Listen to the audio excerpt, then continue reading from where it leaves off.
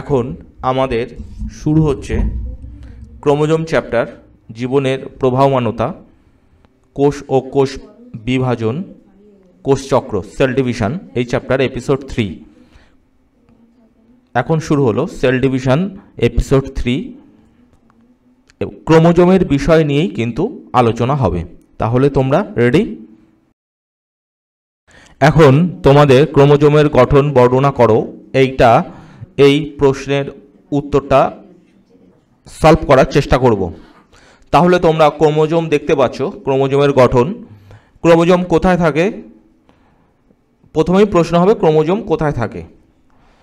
আমাদের শরীর বৃহৎ শরীর কোষ দ্বারা গঠিত। এই কোষের মধ্যে থাকে নিউক্লিয়াস। নিউক্লিয়াস হলো কোষের মাথা, আর এই নিউক্লিয়াসের মধ্যেই থাকে ক্রোমোজোম। তাহলে ক্রোমোজোম কোথায় থাকলো? আমাদের দেহের কোষের মধ্যে নিউক্লিয়াস, নিউক্লিয়াসের মধ্যে থাকে ক্রোমোজোম। ঠিক আছে? এই ক্রোমোজোমে কি আছে তাহলে তোমরা ছবিতেই দেখতে পাচ্ছ ক্রোমোজোমটা। এইটা কিন্তু আমাদের কোষের মধ্যে থাকে।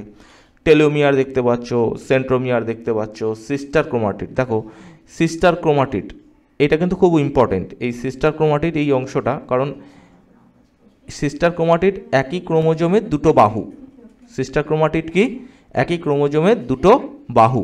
দেখো ক্রোমোজোমের দুটো বাহু আছে, তোমরা সবাই দেখতে পাচ্ছ ক্রোমোজোমের দুখানা বাহু আছে। আর দেখো হেড টেল মানে লেজ। দেখো এই যে হলুদ অংশগুলো, এগুলো হচ্ছে টেলোমিয়ার। দেখো এই টেলোমিয়ারে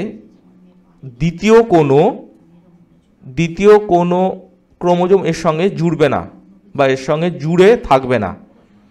অর্থাৎ এই টেলোমিয়ার এমন বৈশিষ্ট্য সম্পন্ন হয়, সেগুলো পরে জানবে, যাতে অন্য যে ক্রোমোজোমগুলো আছে সেই ক্রোমোজোমের সঙ্গে এগুলো যুক্ত হয় না, কখনোই যুক্ত হবে না। ঠিক আছে? তাহলে দেখা যাক এই কোষের ক্রোমোজোমে কি আছে। ওকে, এখন দেখো ক্রোমোজোমের গঠন বর্ণনা করো। ক্রোমোজোমে কি আছে একটু সংক্ষেপে দেখে নিই। ক্রোমোজোমে কি আছে? ক্রোমোজোমে আছে ক্রোমাটিড, ক্রোমোনিমাটা, ক্রোমোমিয়ার, কাইনেটোকোর, সেন্ট্রোমিয়ার, প্রাথমিক খাঁজ, গৌণ খাঁজ, নিউক্লিওলার অর্গানাইজার, স্যাটেলাইট, পেলিকল, ধাত্র, টেলোমিয়ার। অর্থাৎ মোট 12টা পয়েন্ট আছে বা 12টা অংশ আছে ক্রোমোজোমের। ওকে, এখন দেখব ক্রোমাটিড কি। ক্রোমোজোমের ক্রোমাটিড কি? প্রতিটি ক্রোমোজোমে দৈর্ঘ্য বরাবর অবস্থিত সূক্ষ্ম সুতোর মতো অংশ হলো ক্রোমাটিড। তাহলে ক্রোমোজোমের যে বাহু সেগুলোই হলো ক্রোমাটিড। প্রতিটি ক্রোমোজোম দৈর্ঘ্য বরাবর যে দুটো সূক্ষ্ম সুতোর মতো অংশ নিয়ে গঠিত তাদের ক্রোমাটিড বলে। কোষ বিভাজনের সময় প্রতিটি ক্রোমোজোম লম্বালম্বিভাবে বিভক্ত হয়ে দুটো ক্রোমাটিড সৃষ্টি করে। তার মানে কি হলো? তোমরা জানলে যে একটি ক্রোমোজোম থেকে দুটো ক্রোমাটিড সৃষ্টি হয়, সেটা কোষ বিভাজনের সময়। আর ক্রোমোজোমের যে বাহু, সেই বাহুগুলোই হলো ক্রোমাটিড। তোমরা ছবিটায় ভালো করে দেখতে পাচ্ছ যে ক্রোমাটিড কি। একটু ছবিটা ভালো করে দেখো। সিস্টার ক্রোমাটিড অর্থাৎ একই ক্রোমোজোমে যে দুটো বাহু থাকে, সেই দুটো বাহু অর্থাৎ দুটো যে তন্তু, সেই তন্তু দুটোই হচ্ছে সিস্টার ক্রোমাটিড। দুটোকেই বলা হবে সিস্টার ক্রোমাটিড, কারণ হলো একই ক্রোমোজোমের বাহু। এই বাহুগুলো হলো একই ক্রোমোজোমের, এই কারণের সিস্টার ক্রোমাটিড সমপ্রকৃতির হয়ে থাকে, একই ক্রোমোজোমের হয়ে থাকে। এখন ছাত্রছাত্রীরা আমরা দেখব ক্রোমোনিমাটা কি। প্রথমেই বলে রাখি, ক্রোমোজোম সূক্ষ্ম তন্তু দ্বারা গঠিত। এই ক্রোমোজোমের সূক্ষ্ম তন্তুগুলোকে বলা হবে ক্রোমোনিমা তন্তু। অনেকগুলো সূক্ষ্ম ক্রোমোনিমা তন্তু একসঙ্গে মিলে হবে ক্রোমোনিমাটা তন্তু। তার মানে কি হলো? ক্রোমোনিমা হলো একবচন আর ক্রোমোনিমাটা হলো বহুবচন। তাহলে আমরা বলতে পারি ক্রোমোজোম ক্রোমোনিমাটা তন্তু দ্বারা গঠিত, কারণ অনেকগুলো সূক্ষ্ম তন্তু ক্রোমোনিমা তন্তু একসঙ্গে মিলে ক্রোমোনিমাটা, এই ক্রোমোনিমাটা নিয়েই কিন্তু হবে ক্রোমোজোম। এইবারে তোমাদের একটা ইনফরমেশান দিচ্ছি, কোষ বিভাজন দশা আর ইন্টারফেস দশা কি। কোষ যখন বিভাজন হবে, বিভিন্ন দশা আছে কোষ বিভাজনের, সেই বিভাজন দশা আছে। আর কোষ যখন বিভাজিত হয় না তখন সেটাকে বলা হবে ইন্টারফেস দশা। দুটো কোষ বিভাজনের মধ্যবর্তী দশা হলো ইন্টারফেস দশা। কোষ যখন বিভাজিত হয় তখন ক্রোমোজোমের এই বাহুগুলো পাক খেয়ে মোটা হয়, তখন তাকে বলা হবে ক্রোমাটিড। আর ক্রোমোজোম যখন ইন্টারফেজে থাকে বা বিভাজিত হয় না তখন এই ক্রোমোনিমা তন্তুগুলো দেখা যায় বা বোঝা যায়। তাহলে আমরা কি দেখলাম, ক্রোমোনিমা তন্তু, ক্রোমোনিমাটা তন্তু, ক্রোমাটিড সবই কিন্তু এক, কিন্তু স্থান পরিপ্রেক্ষিতে এদের নাম কিন্তু আলাদা। তাহলে ক্রোমাটিড হবে যখন কোষ বিভাজিত হবে, ক্রোমোজোমের বাহুগুলো ক্রোমাটিডে রূপান্তরিত হবে।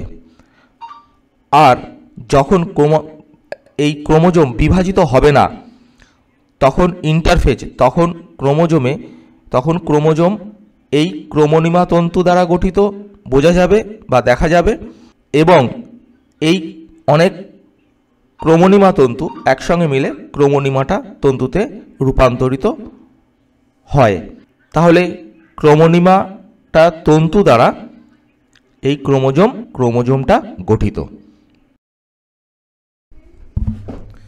এখন যেটা দেখাবো সেটা হচ্ছে ক্রোমোমিয়ার। তোমরা ছবিটায় দেখতে পাচ্ছ ক্রোমাটিড দেখতে পাচ্ছ এবং ক্রোমোমিয়ার দেখতে পাচ্ছ।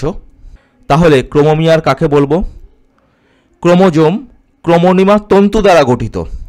এই ক্রোমোনিমা তন্তুতে রৈখিকভাবে ঘন দানার মতো যে অংশগুলো আছে সেই ঘন দানার মতো অংশগুলোই হলো ক্রোমোমিয়ার। তাহলে দেখতে পাচ্ছ এখানটায় ক্রোমোজোম ক্রোমোনিমা তন্তু দ্বারা গঠিত। এই ক্রোমোনিমা তন্তুতে ঘন ঘন দেখো লাল লাল অংশগুলো পয়েন্টিং করা আছে, যে এই যে ঘন অংশগুলো, এই ঘন অংশগুলোকেই বলা হবে ক্রোমোমিয়ার। এগুলো কিন্তু মালার পুঁথির মতো হয়, ঠিক আছে। এখন দেখো কাইনেটোকোর। কাইনেটোকোর হলো ক্রোমোজোমের একটা অংশ। ক্রোমোজোমের যে প্রাথমিক খাঁজ অংশ থাকে সেই প্রাথমিক খাঁজ অংশে কিন্তু সেন্ট্রোমিয়ার যুক্ত থাকে বা সেন্ট্রোমিয়ার থাকে এই প্রাথমিক খাঁজ অংশে। তোমরা এই লাল দাগের পয়েন্টটা তোমরা দেখতে পাচ্ছ। এখন এই সেন্ট্রোমিয়ারের সঙ্গে প্লেট বা চাকতির মতো একটা অংশ যুক্ত থাকে, সেটাকে বলা হবে কাইনেটোকোর। এই কাইনেটোকোর প্রোটিন দিয়ে গঠিত। এই কাইনেটোকোর কি করে?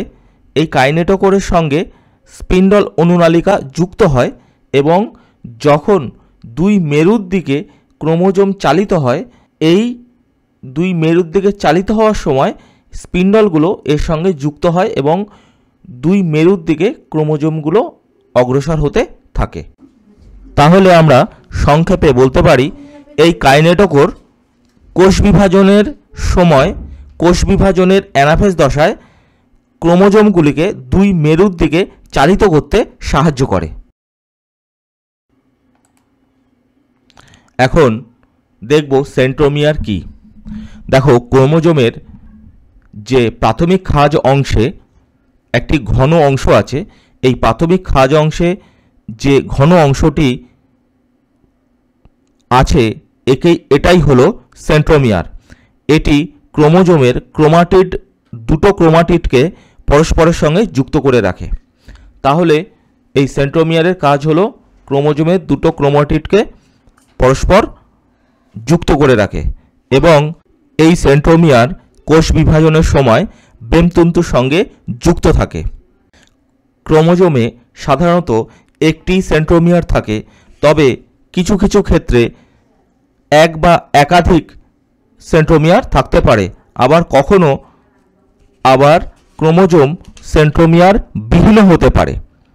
এই সেন্ট্রোমিয়ার বিহীন যে ক্রোমোজোম তাকে বলা হবে অ্যাসেন্ট্রিক ক্রোমোজোম।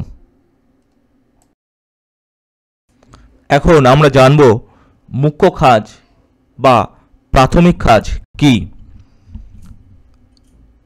মুখ্য খাঁজ বা প্রাথমিক খাঁজ ক্রোমোজোমের একটা অংশ।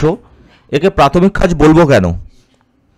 ক্রোমোজোমের যে খাঁজ অংশ অরঞ্জিত থাকে, অর্থাৎ ক্রোমোজোমের যে অঞ্চলে কোনো রং ধরে না, অর্থাৎ কোনো রঙে রঞ্জিত করলে রং ধরবে না এবং এই অংশগুলো অরঞ্জিত অবস্থায় থাকে, সেই অংশগুলো হচ্ছে প্রাথমিক খাঁজ বা এই প্রাথমিক খাঁজ অংশে সেন্ট্রোমিয়ার অবস্থান করে।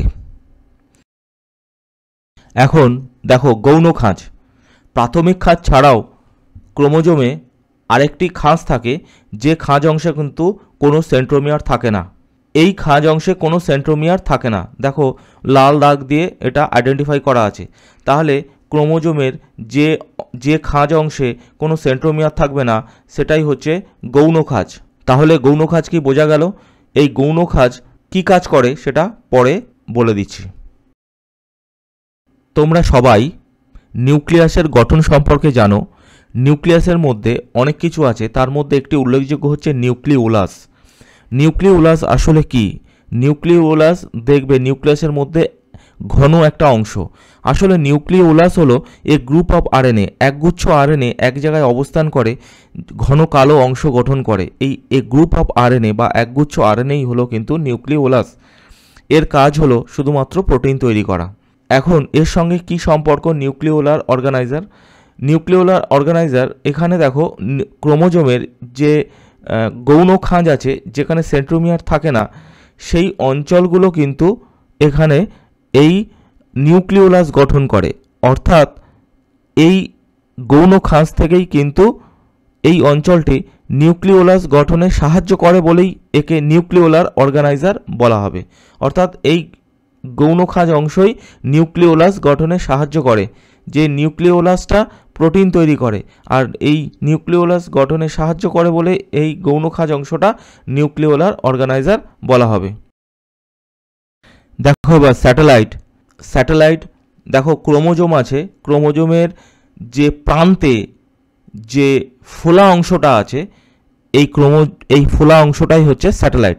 তাহলে কোনো ক্রোমোজোমের শেষ প্রান্তে বাল্বের মতো যে ফোলা অংশটি থাকে, এই বাল্বের মতো ফোলা অংশটি হচ্ছে স্যাটেলাইট। এইবারে দেখো ছাত্রছাত্রীরা, পেলিকল কি? পেলিকল হলো ক্রোমোজোমের জ্যাকেট। ক্রোমোজোমে আবরণ থাকলে তাকে পেলিকল বলা হয়। অর্থাৎ ক্রোমোজোমের বাইরে যদি কোনো আবরণ থাকে তাহলে ক্রোমোজোমের সেই বাইরের আবরণটাকে বলা হবে পেলিকল। এখন দেখো ছাত্রছাত্রীরা, ধাত্র কি? ধাত্র আসলে জেলির মতো পদার্থ। যে জেলির মতো পদার্থ কোষের মধ্যে অবস্থান করে এবং এই জেলির মতো পদার্থের মধ্যেই কিন্তু ক্রোমোজোম ভাসমান অবস্থায় থাকে বা ভাসমান অবস্থায় কিন্তু অবস্থান করে বা থাকে। এই যে জেলির মতো অংশ যার মধ্যে ক্রোমোজোমগুলো অবস্থান করে সেটাই হচ্ছে ধাত্র। এখন দেখো ছাত্রছাত্রীরা, টেলোমিয়ার কি? টেলোমিয়ার তোমরা দেখো লাল দাগ দেওয়া আছে। ক্রোমোজোমের যে বাহু আছে এই বাহুর একেবারে শেষ অংশ, টেল, হেড আর টেল, ক্রোমোজোমের প্রান্তগুলোকে বলা হবে টেলোমিয়ার। এই প্রান্তগুলোর বিশেষ বৈশিষ্ট্য আছে, যে এই যে প্রান্তগুলো এমন কিছু বৈশিষ্ট্য আছে যেগুলো পরে জানবে। এই বিশেষ বৈশিষ্ট্যের জন্য আমাদের দেহের কোষের মধ্যে যে ক্রোমোজোমগুলো আছে সেই ক্রোমোজোম একে অপরের সঙ্গে জুড়ে যায় না। অর্থাৎ এই টেলোমিয়ারে এমন কিছু থাকে, এমন কিছু সজ্জা থাকে, সজ্জা বিন্যাস, যে সজ্জা বিন্যাসের জন্য কোনো ক্রোমোজোম আরেকটি ক্রোমোজোমের সঙ্গে যুক্ত হয় না। বোঝা গেল? তাহলে টেলোমিয়ার হলো ক্রোমোজোমের একেবারে শেষ প্রান্তীয় অংশ। এই প্রান্তীয় অংশের কি বিশেষত্ব? বিশেষত্ব হলো যে এই ক্রোমোজোম এই প্রান্ত দ্বারা অন্য কোনো ক্রোমোজোমের সঙ্গে এরা যুক্ত হয় না।